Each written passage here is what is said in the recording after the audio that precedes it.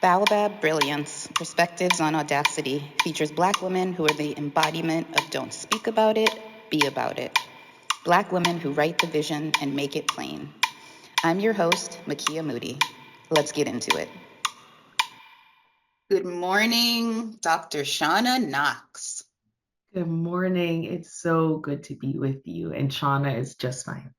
Shauna. Okay, well, I like to always give the doctor because I know you put the work in for it, but I will reframe to Shauna. Shauna, I'm so glad that you said yes to having a conversation with me for Baobab Brilliance Perspectives on Audacity, because when I conceptualized this series, I knew that it was going to be soul food for me. Being in community and in conversation with brilliant, badass, bold Black women is just no, it's so necessary and also healing in a way. And so I feel very grateful that you said yes to this conversation. And I know that there's going to be so many gems for people that are on the other side of it, based on your experiences, your insights, your wisdom, all the magic that you are making in the world. Thank you for having me. So the way that I like to start these conversations, I think everything is an energy exchange. So what's one word, or you can have more than one word, because abundance. What's a word or multiple words or phrases that describe how you're entering our energy exchange? My word is intention. I feel like I am moving steadily and enduringly towards a conception of myself, my community, and my world that I can both recognize and champion.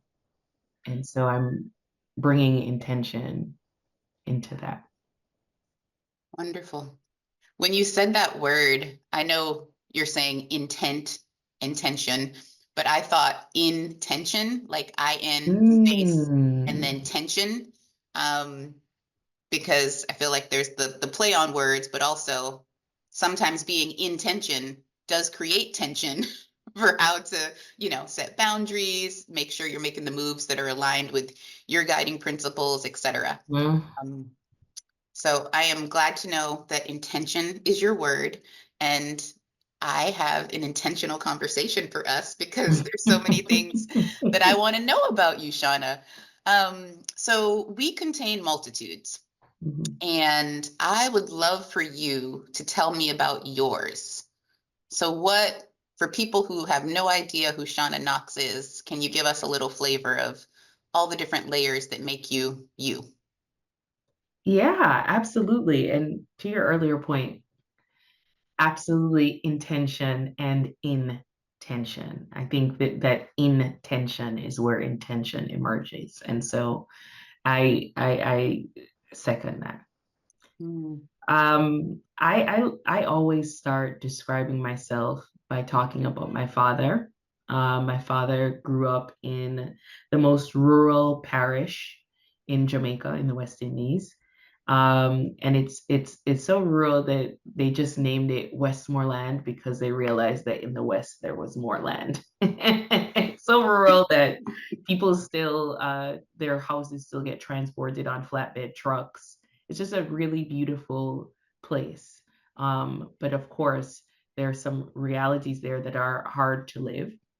And my father grew up on a farm, and at 6 years old, he was already driving a tractor. And so I think the gap that has been closed in just a lifetime, it compelled me to this earned conviction that education truly has the opportunity to close gaps that would not otherwise close. And so my commitment to education is actually far less theoretical than kind of looking at a set of data and recognizing that there are disparities between subgroups and trying to think about closing those gaps. And it's way more from this space of seeing for myself, within my own bloodline, what was made possible, and feeling like it's my duty to pay that forward, and feeling even completely honored to do so, as my maternal my grandmother on my father's side was a teacher. My grandfather on my mother's side was a teacher, and I too in the end am a teacher. And so it feels like the generous work of teaching has been passed down to me. It is a calling, and it is the highest calling that I have responded to in my lifetime. Wow. The vision of your father driving a tractor at 6 years old is like very present in my mind. As I reflect on like your trajectory and some of the experiences that you've had in pursuit of education being this this calling for you. So you've been with Teach for America, the U.S. Department of Education, Associated Black Charities, the National Black Child Development Institute, and you're the founder and CEO of the Emancipation Group. So that those organizations seem like lifetimes to me.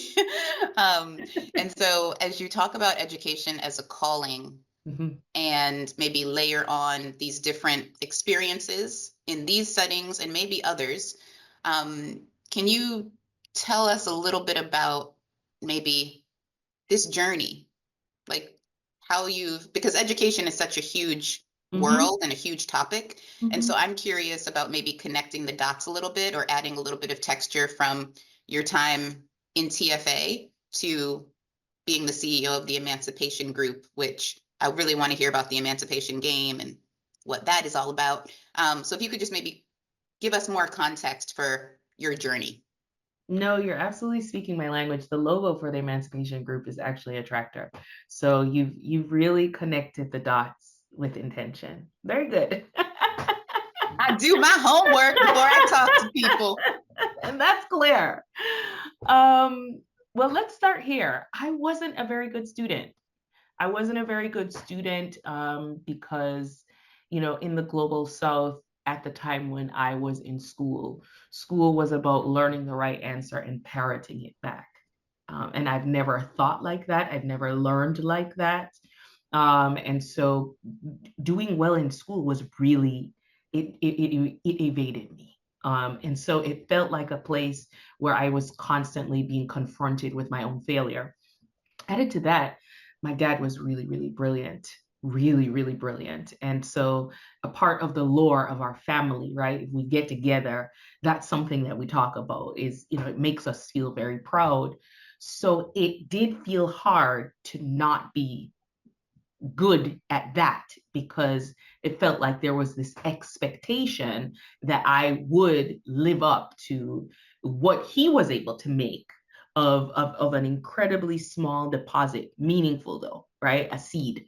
It felt like I was being offered more and just couldn't produce. I just couldn't put it together in my mind. So I hated school, and that's not an overstatement.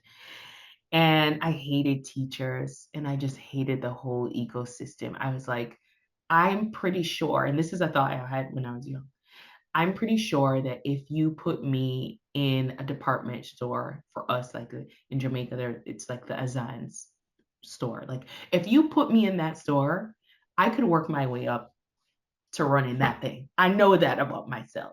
So I had this dual understanding of myself, that I had considerable capacity, but when it comes to school, there's no way for that capacity to emerge as some level of success, just not a successful student. And thankfully at some point there was a turning point for me, but before there was really a turning point, I had a fourth grade teacher. Her name was Mrs. Wellington, and she liked me. And that made a lot of difference, because in the third grade, in the middle of the year, the boys started to do I actually forgot what they were doing, but the girls had to sew. And that's something I won't forget because I could not sew. And my third grade teacher was so angry at me for not being able to sew this apron that she said everything you can imagine someone saying under the sun because she was an older woman. And for her, that was an existential like skill that we needed to have. And the way that our schools were developed colonially, I mean, we were really being prepared for labor. So I understood that epistemology later in life, but at third grade, it just felt like you're an abject failure. You can't even sew, girl. And so at the end of the year, everyone's apron went up on the wall. And mine was not an apron. I was not able to make an apron. So I remember my mom just stretched the calico, that's the fabric, over a piece of cardboard and wrapped it in saran wrap so that it could be displayed, but it wasn't an apron. And I'm the only person who couldn't have an apron displayed. And so coming out of third grade, my esteem was at an all-time low. And Miss Wellington liking me was the difference between me like thinking I could not think and me realizing like I'm doing all right. This is not going so badly. And so it was just maybe an earworm that stuck with me throughout my schooling. Is like, what an incredible possibility that I could go from my third grade teacher to my fourth grade teacher.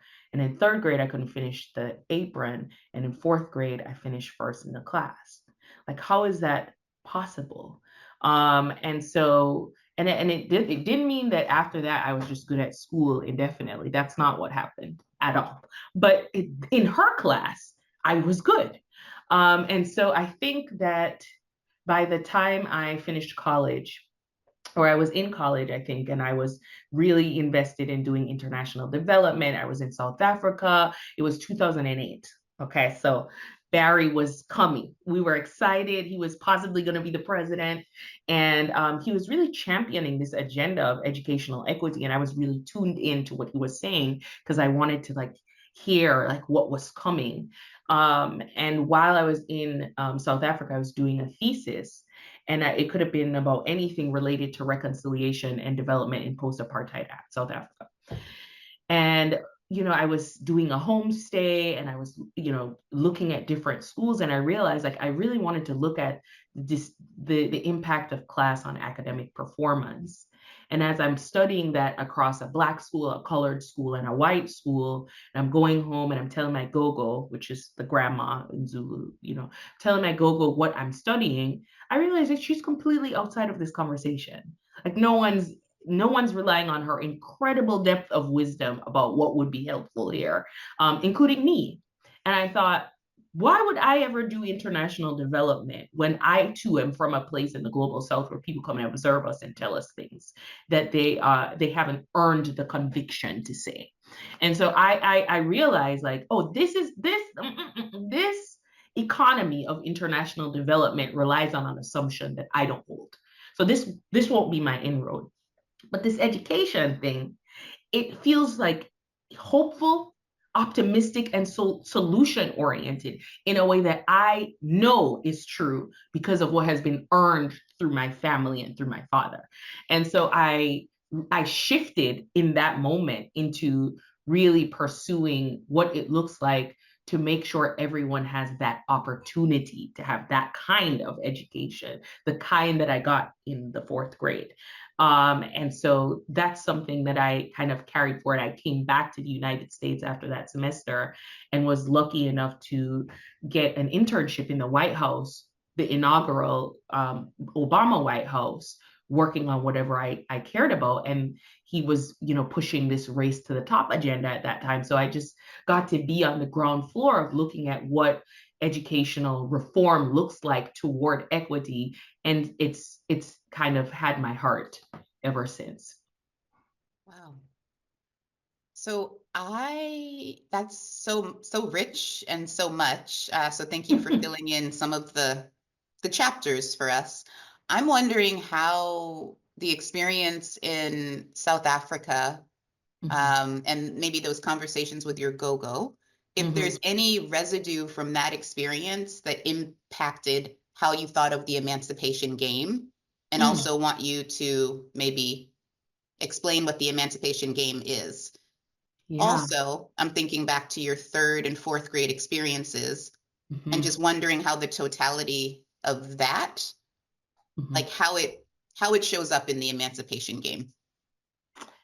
Yeah, 100%. All of these things lead very clearly to the Emancipation Game. The Emancipation Game is a critical thinking game in which students, and actually the target market is 3rd through 5th grade students, so we're in there. Students solve modern day sociological challenges by going back in time and learning the history of what the effort looked like in that moment among Black people. And then they have an opportunity to iterate on that, to propose their own solution. And then they get to travel back and forth in time to see if the intended solution actually changed what they wanted to change in the present moment. So it's a game about iteration. It's a game about mathematical strategy. It's a game about critical thinking. It's a game about problem solving. And the way it connects to my experience in South Africa is that what it does is it allows for the resituating of the solution to become less theoretical, less thought leadership, less what should our schools look like and what should we give our students and what kind of pedagogical maneuver is necessary. And more so, this is a game in which you get to change the world yourself. Let's practice that. That's what we're going to need to do, folks. That's actually what's ahead of us. We're also moving, right, to connect this to Jamaica. In Jamaica, the colonial education system was created so that we would become labor. That has kind of updated now. And when I was in school, we were being prepared for skilled labor. The more you go to school, the more skills you have, the more money you're going to make.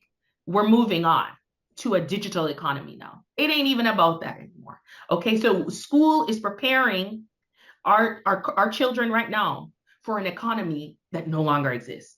No. We've got to change that.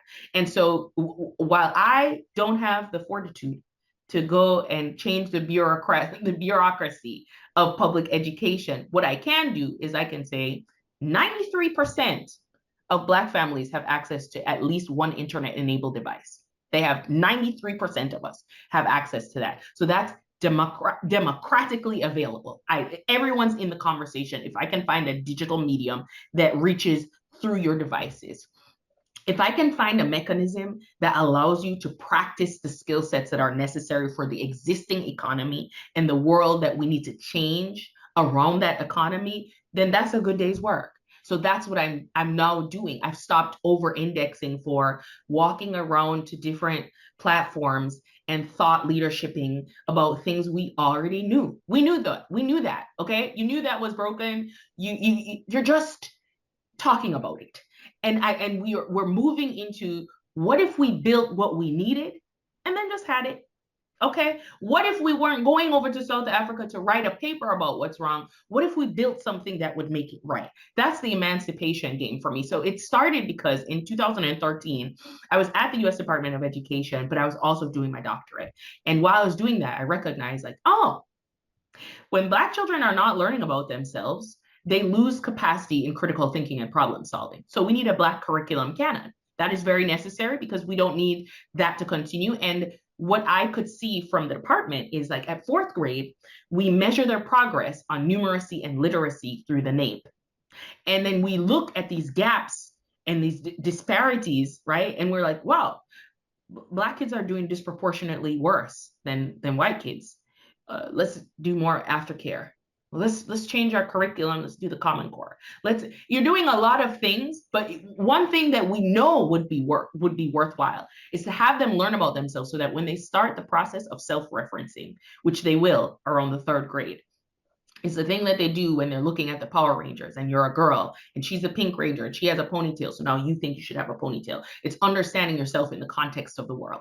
When you do that, then it helps you to think in the world. Think in the world in conversation with the world. But if you don't see yourself reflected there, then you won't be able to be a part of that metacognitive conversation. So of course, we're creating these deficits in your critical thinking and your problem solving. So all we need to do is put you back, so that what you're learning reflects you, so that you can be thinking about yourself. But at the time, we had decided that we were apolitically multiculturalist. We were a post-racial society, okay? There were no more Black people. We were people of color, okay? And so there was no appetite for a Black curriculum canon, and there was no recognition that we didn't really have one.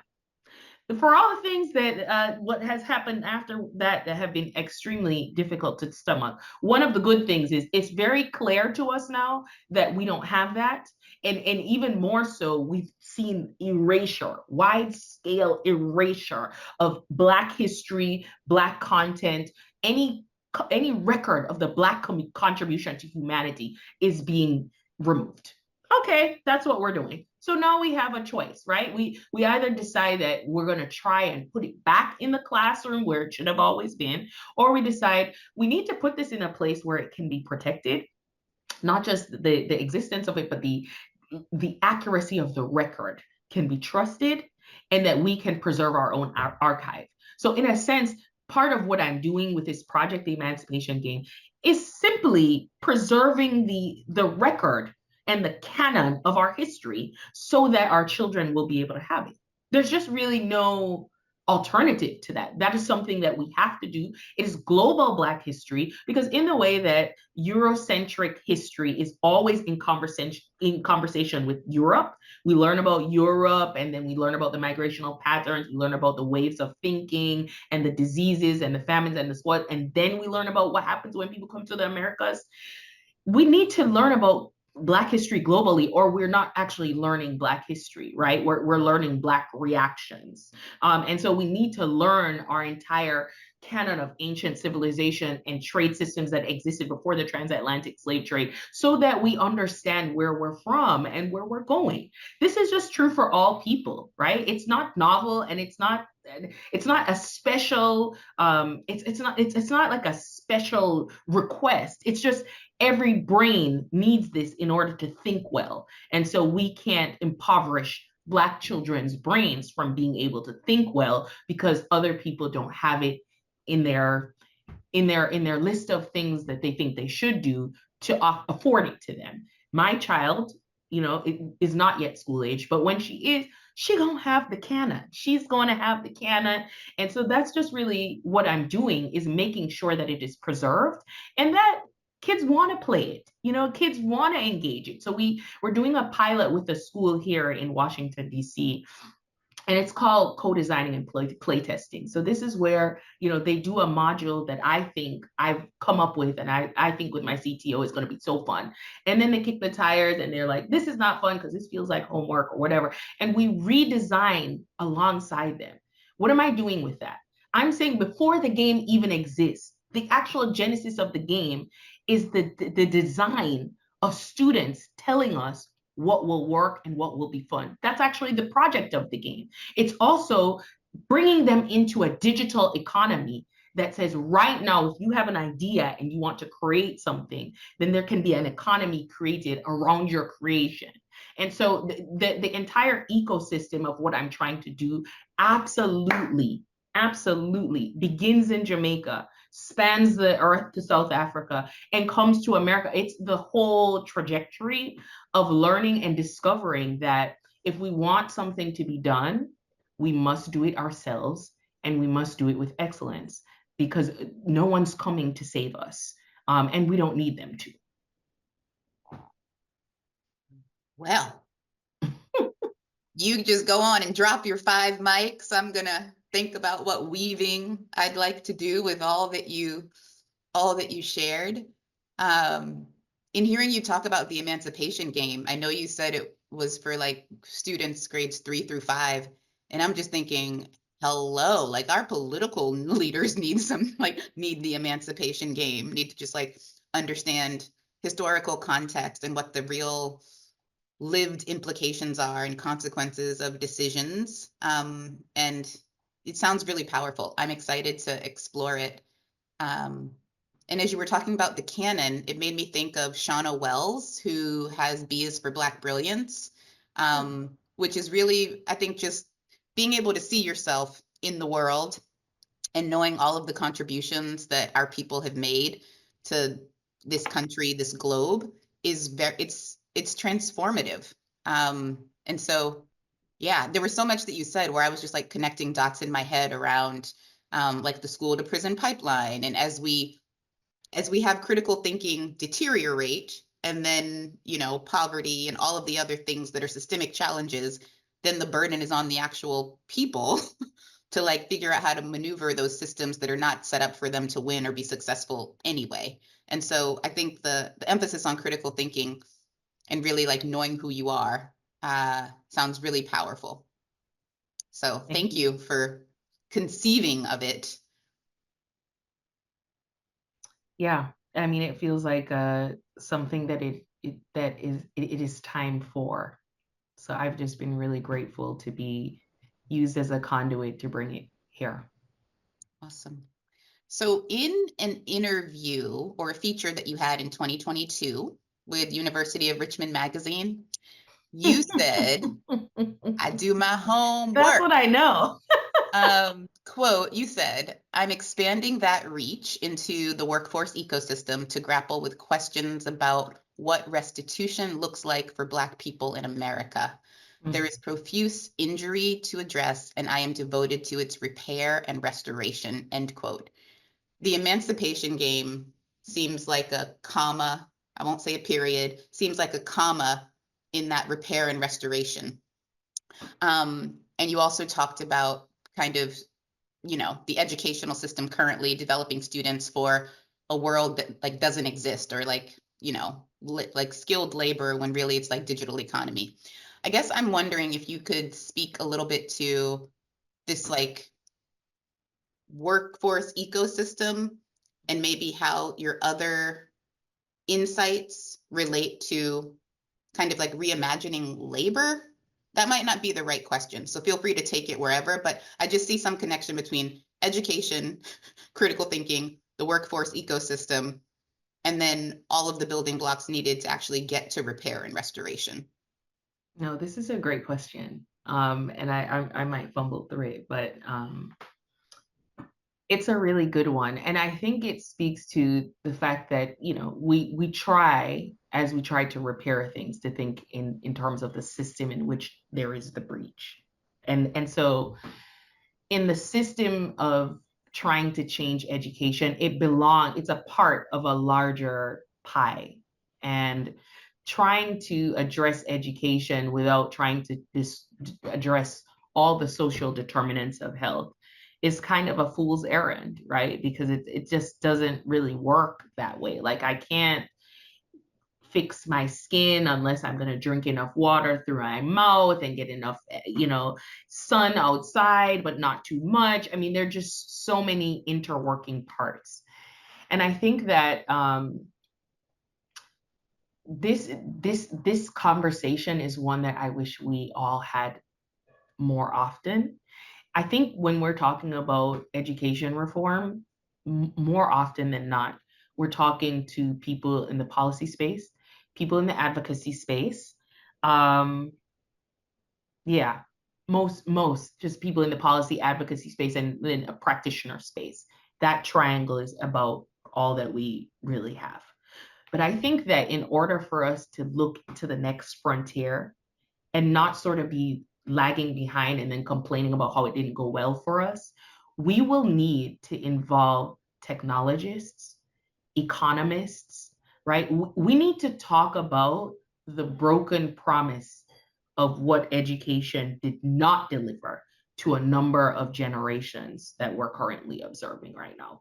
People who cannot buy a house, people who cannot find a job, even though they've gone through and they've paid for this school, or they've borrowed to, you know, pay for school. And there's just not, like, we're not making good on the promise of what the education will afford them. I think there's some hard conversations to be had here about, like, what is education affording us now and what isn't it, and what kind of education affords us that and what kind does not.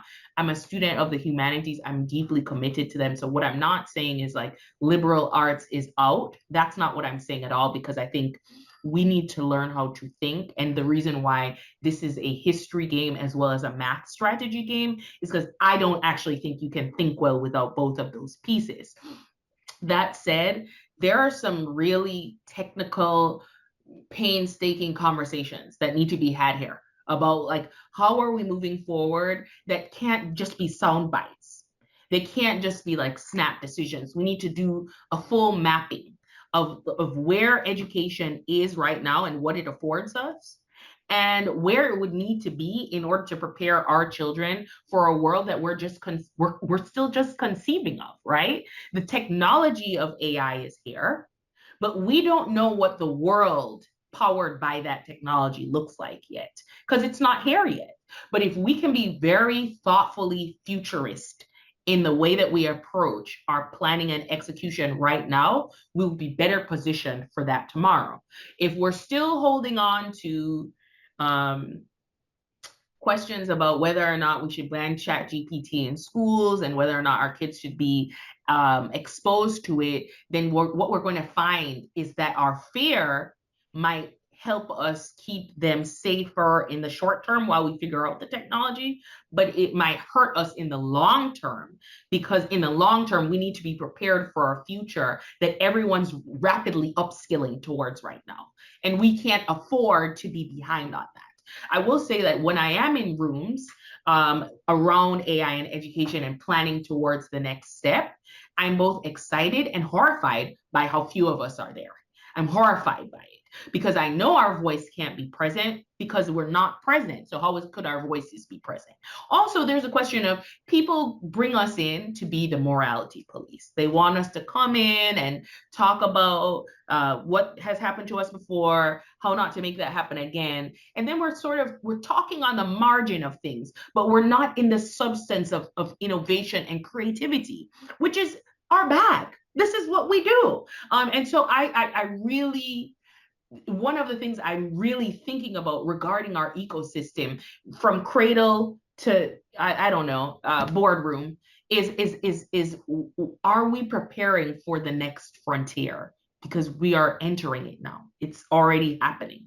And are we thinking not towards just, can we cobble together enough to function right now, but are we actively planning towards what we want our future economy and ecology to look like to make sure that we can address some of these intractable issues and we can secure ourselves in a way that makes it less devastating when the federal government does turn against us or when those decisions no longer serve us. Do we own enough?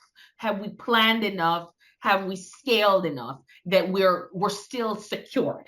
And I think that's a missing conversation that involves workforce, that involves restitution, but it also involves possibility and futurism and strategic thinking. And I want to see more of us there.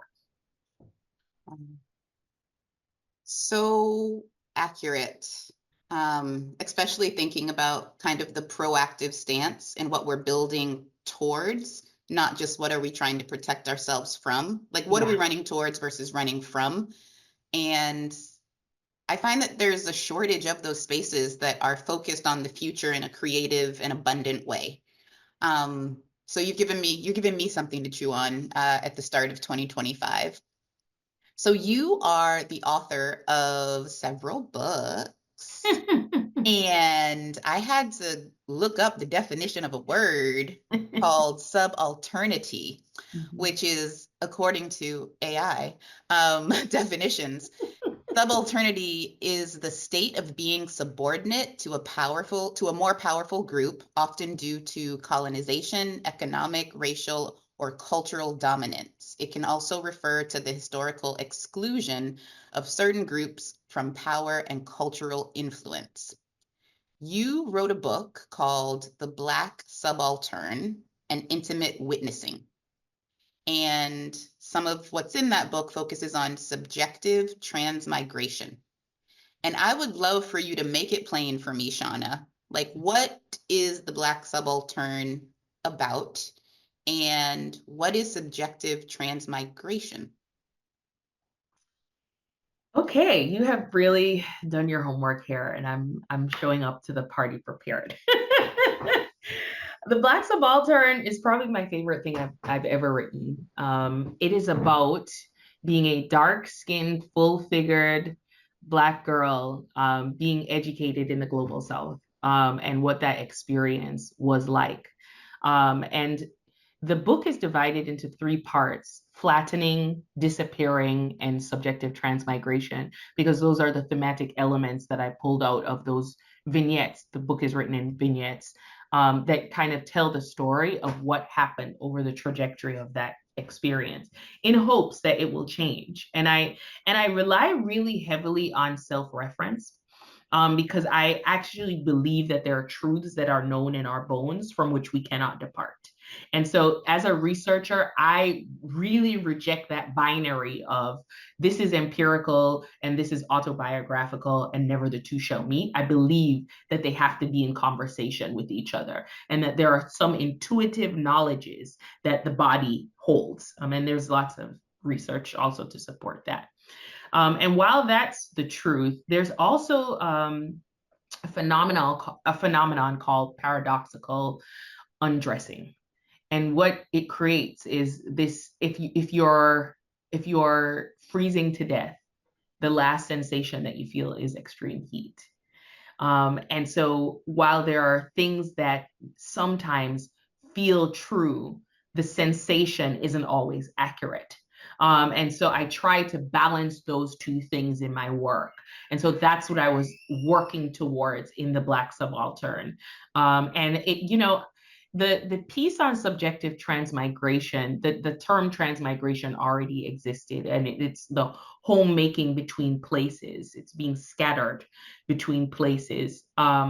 Subjective transmigration is the cognitive practice of performing home while you are scattered between places. So it's less geographical and more neurological.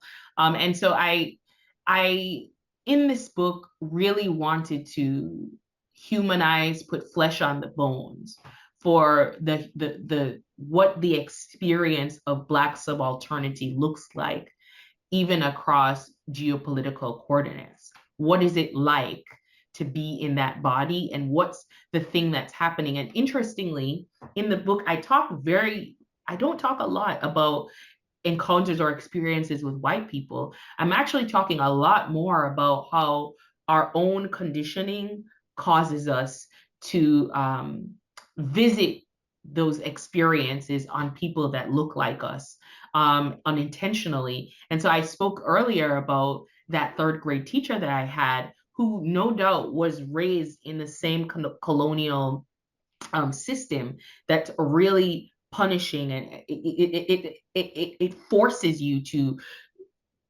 accomplish a task because that's your value in that space. And so for me, my inability to accomplish this task of sewing was for her like a complete failure, abject failure for her ability to teach, even though this was just supposed to be a project.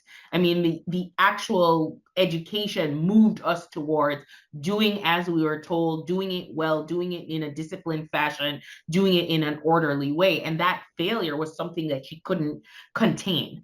And so I think I tried to pull out those stories in this book so that we can kind of have a look at ourselves and see things that we may not even have realized were things that were visited upon us that shouldn't have been, so that we don't in turn visit them upon our children, because we're recovering from some irreconcilable beginnings, and they need to be named in order to be corrected.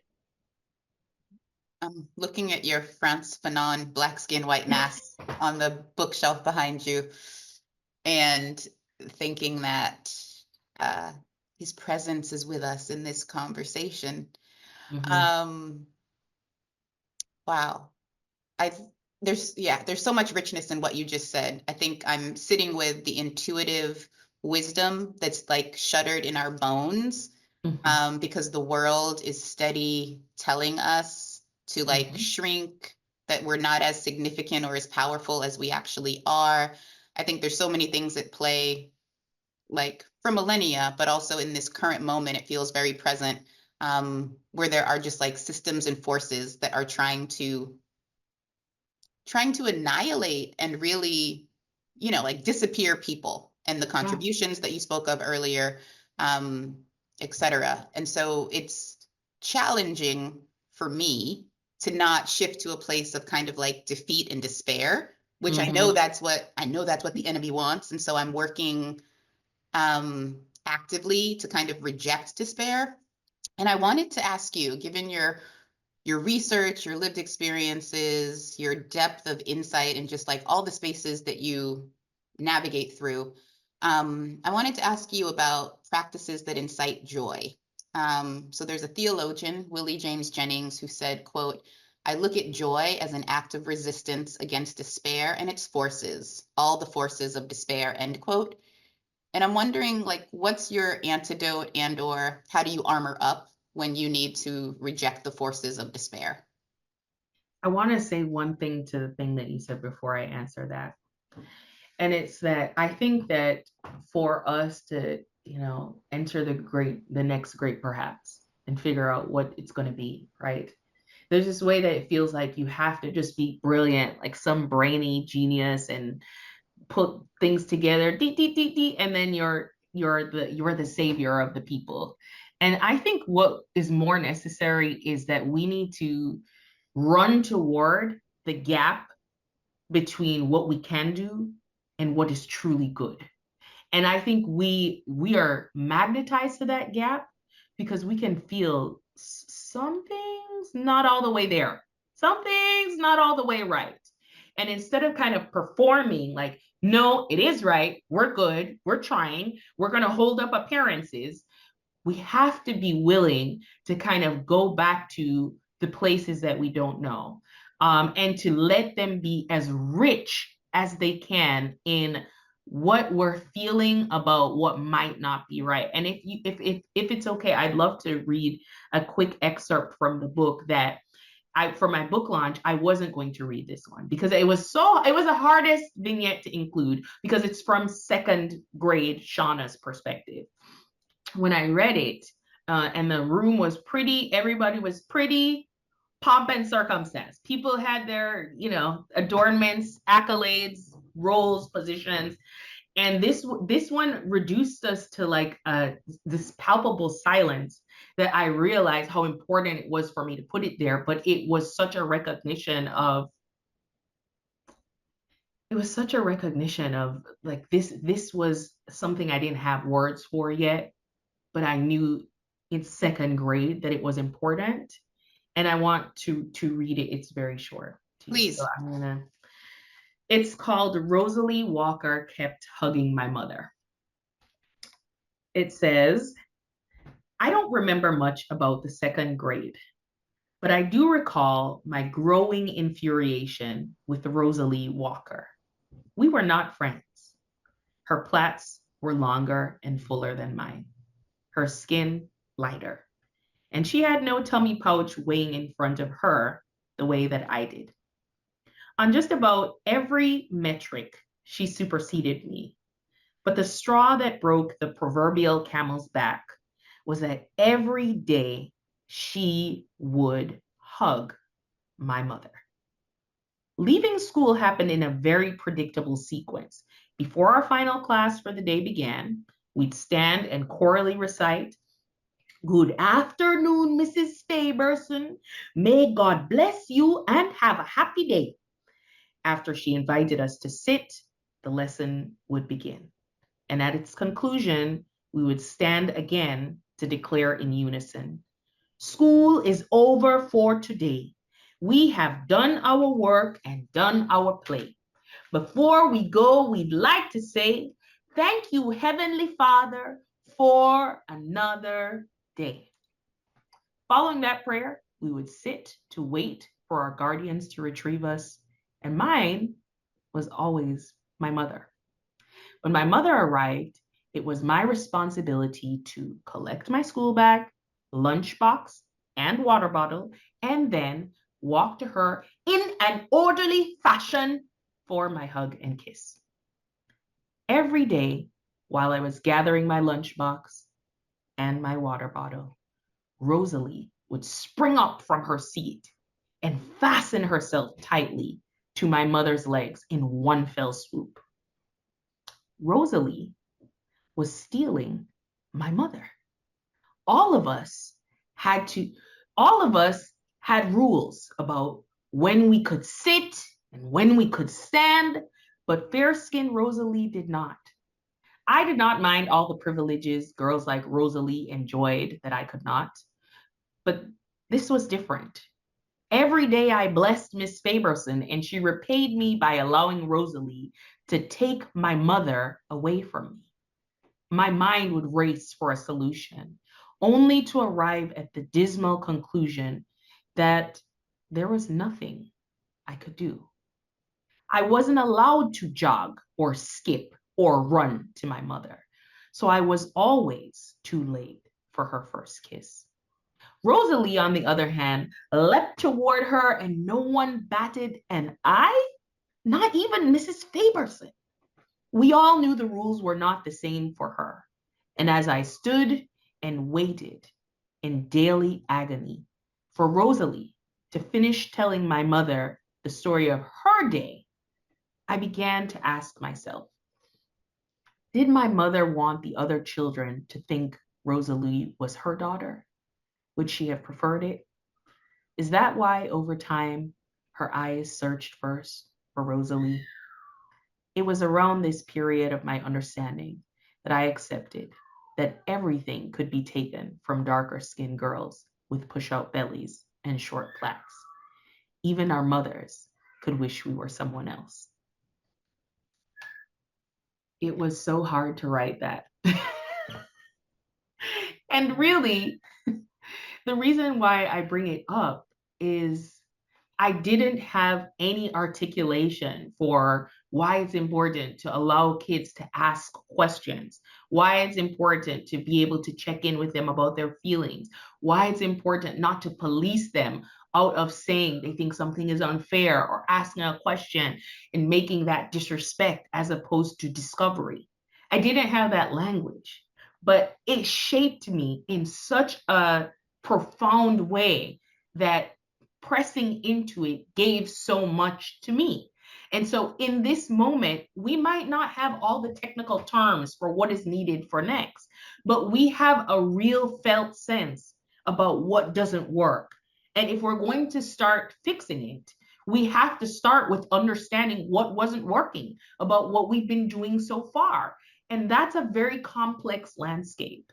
And so I try in that book and in that vignette to stay very close to how little we really need to know, second grade level knowledge, in order to be able to offer something that matters. All of us can. That was really powerful. And the comment around disrespect versus discovery transported me back to my days working at KIP, where in retrospect, I realized how much of a focus there was on compliance and discipline versus critical thinking and creativity. And given how much time children spend in school settings, like it's so crucial to have a soft landing, a place to explore, an openness from well-adjusted adults who are not so bent on order and discipline, but realizing that you have a whole human in your care that's growing and developing and figuring out the world. Anyway, I think I'm excited to buy your book so that I can get all the other vignettes that you offer, because it's clear how much these different, I guess, nuggets and experiences have compounded for you to be who you are today, Dr. Shauna Knox. And just thinking through, I guess, all of the reverberations from your labor and your love and this calling that you have. So I think my final question for you, well, actually, you gave us a little detour to Rosalie. I want to come back to what your antidotes to despair are, and if there's ways that you're inciting joy in these times. Yeah. One, I confidently abstain from things that no longer serve me. Confidently, happily, loudly. I just abstain. I'm happy with it, and I won't give a long explanation. Another thing is I have really changed my relationship with my own imperfections. I hold them with tenderness. There is a deep self-acceptance for me that is the beginning of all freedom. And I try to be curious about myself more than I control myself. And that's a daily struggle, but it brings me a whole lot of joy. And my ginger matcha tea, my ginger matcha, I make it at home. Okay, it's a little bit of almond milk, that matcha powder, and the honey ginger packet from Pocus. Don't say I never told you. That together, okay, you need to put me into your local barista's rotation with that one because it's good. I will explore that. I will explore that. Wonderful. Well, thank you so much for speaking with me. I really enjoyed, I guess, all the layers to this conversation. My final closing question for you is, what word or phrase describes how you're leaving our energy exchange? I'm leaving with serenity. I'm leaving with stillness. I'm leaving with hope. Beautiful. I love it. Well, thank you so much for being with me. And I hope that 2025 exceeds your expectations in all the good ways. Thank you so much for having me.